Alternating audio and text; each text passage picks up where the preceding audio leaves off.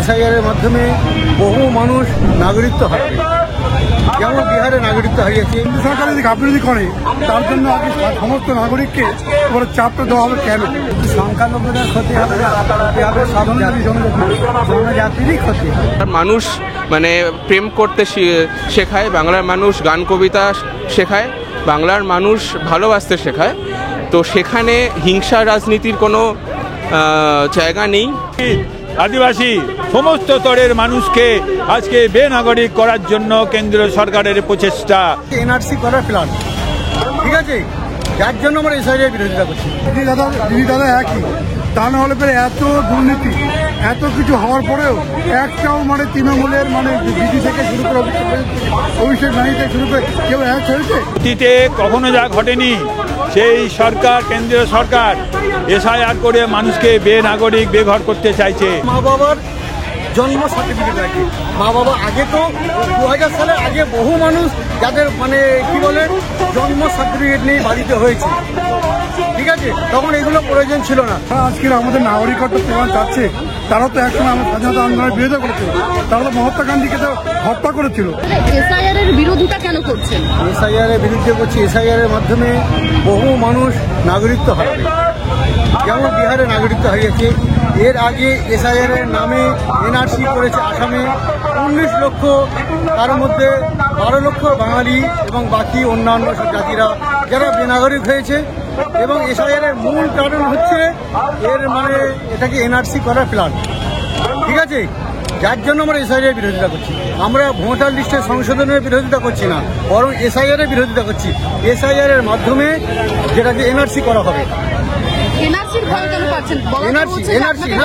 এর একটাই কথা, এ সরকারকে বিশ্বাস করা যাচ্ছে না।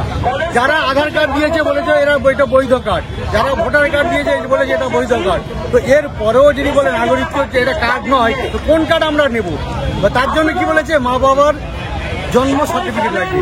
মা বাবা আগে তো 2000 সালে আগে বহু মানুষ যাদের মানে কি বলে জন্ম সার্টিফিকেট নিয়ে বাড়িতে হয়েছে, ঠিক আছে, তখন এগুলো প্রয়োজন ছিল না।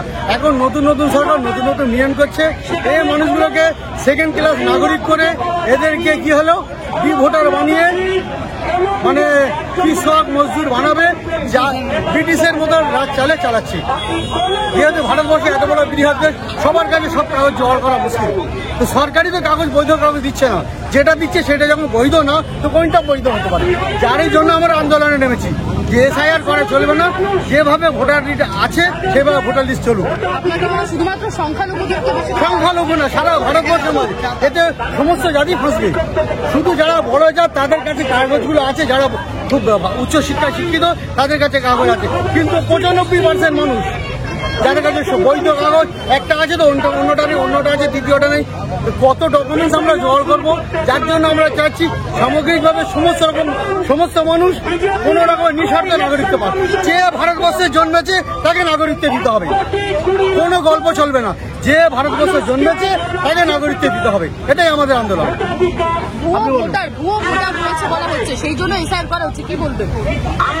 ভুয়ো ভোটার বলতে গেলে ভোটার যে তৈরি কার্ডটা দিচ্ছে কারা? ভোটার কার্ড বা ভোটার মানে যে নিজের নামটা তুলছে কারা? সরকার, নির্বাচন কমিশন। তা নির্বাচন কমিশন তাই ভুয়ো ভোটার তৈরি করে মানে তুললো, এখন তাই ঘোড়ায় গরজ আছে। আর ওরা বলছে যে বাংলাদেশ থেকে লোক আসছে, তাই বাংলাদেশের যে ভোটারগুলো পাহাড় দেখে দেশের, ঠিক আছে, তো সেটা কেন্দ্র সরকার দেখে। কেন্দ্র সরকার যদি গাফিলতি করে তার জন্য আগে সমস্ত নাগরিককে এবার চাপটা দেওয়া হবে কেন? এটাই প্রশ্ন, ঠিক আছে। আচ্ছা, আজকের এই যারা আজকের আমাদের নাগরিকত্ব প্রমাণ চাচ্ছে, তারা তো একসময় আমার স্বাধীনতা আন্দোলনের বিরোধিতা করেছিল, তারা তো মহাত্মা গান্ধীকে তো হত্যা করেছিল, তারা তো ভগৎ সিংকে অবশ্যই বিজেপি স্বাধীনতা সংগ্রামের বিরোধিতা করেছিল।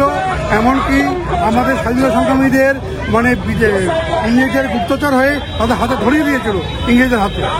ভগৎ সিংকে যখন ফাঁসি সাজা দেওয়ার জন্য মানে কোর্টে যখন ট্রায়াল চলছে, তখন আরএসএসের লয়ার সূর্যনারায়ণ শর্মা তিনি হচ্ছে মানে ইংরেজের হয়ে লড়াই করেছিলেন। এবং সব থেকে আশ্চর্যের ব্যাপার, সেই সময় সংখ্যালঘু লয়ার আসাফ আলী আশরাফ আলী তিনি কিন্তু লড়াই করেছিল ভগৎ সিংকে ফাঁসি থেকে বাঁচাবার জন্য। আজকে সেই বিজেপি এজেন্ডাই তো আছে যে সংখ্যালঘুদের মানে নিধন করা, তারপরে তোমার জনজাতিদের নিধন করা, ওদের তো গণতন্ত্র ওদের তো এজেন্ডাই তো আছে। তো সুতরাং তো ওরা তো চাইবে যে বিনা নাগরিক। দেখুন আমি একটা কথা বলি, টাকার এপিড ওপিড দিদি দাদা একই, তা না হলে পরে এত দুর্নীতি এত কিছু হওয়ার পরেও একটাও মানে তৃণমূলের মানে দিদি থেকে শুরু করে অভিষেক ব্যানার্জি থেকে শুরু করে কেউ হয়েছে? হ্যাঁ, তা সেটিং আছে। এই দিদি তো এখান থেকে তোমার বুড়ি সাহেবের কুর্তা, বড় ভালো আম মিষ্টি পাঠাতো, তার সুতরাং সেটিং আছে। যতদিন বুদ্ধি আছে তখন দিদি আছে, সুতরাং এরা কিছু করবে না। অবশ্যই সেটিং আছে, ঠিক আছে। তা না হলে পরে আজকে যখন হকাম আন্দোলন মুসলমানরা যখন আন্দোলন করতে গেল তখন বলে এখানে আন্দোলন করে দিল্লিতে যাও, তাহলে এখানে কি হকাম সমিতি নেই? হ্যাঁ, এই জন্যই বলছি সেটিং আছে।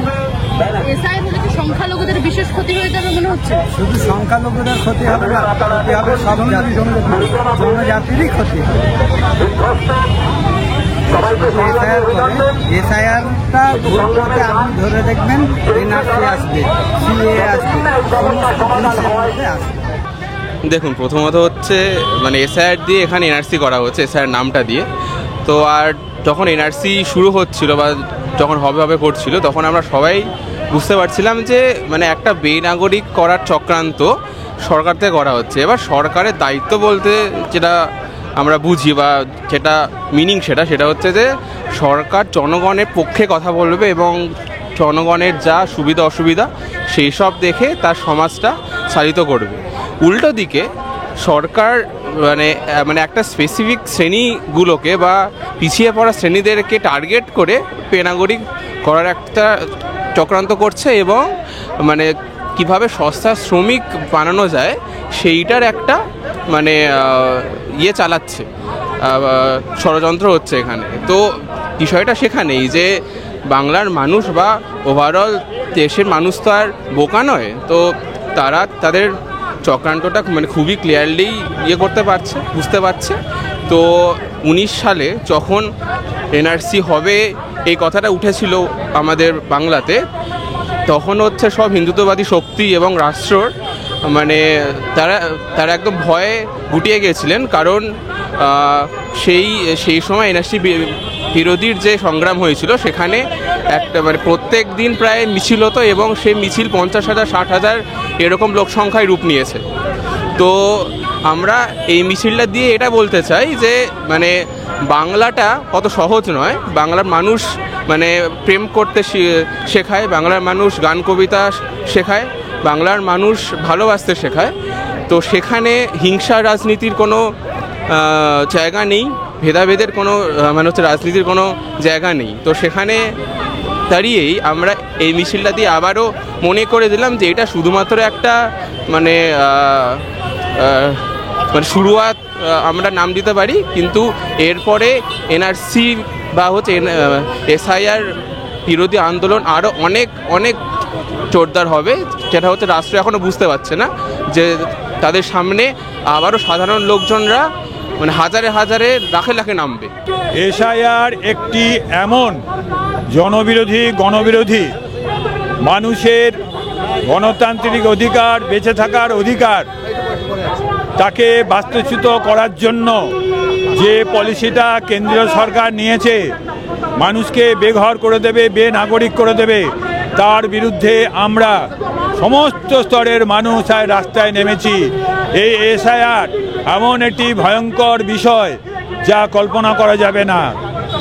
অতীতে কখনো যা ঘটেনি, সেই সরকার, কেন্দ্রীয় সরকার এসআইআর করে মানুষকে বেনাগরিক বেঘর করতে চাইছে। আমরা তার বিরুদ্ধে সোচ্চার হয়েছি, পথে নেমেছি।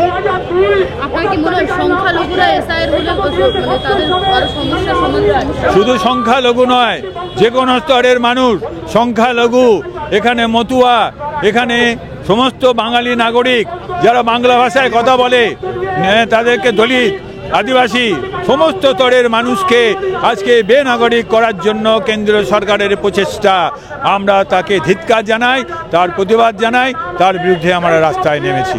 আরো ভালো ভালো খবর দেখতে সাবস্ক্রাইব করুন বাংলা হান্টের ইউটিউব চ্যানেল। বাংলা হান্টের আরো খবর দেখতে নজর রাখুন। বাংলা খবর মানেই বাংলা হান্ট।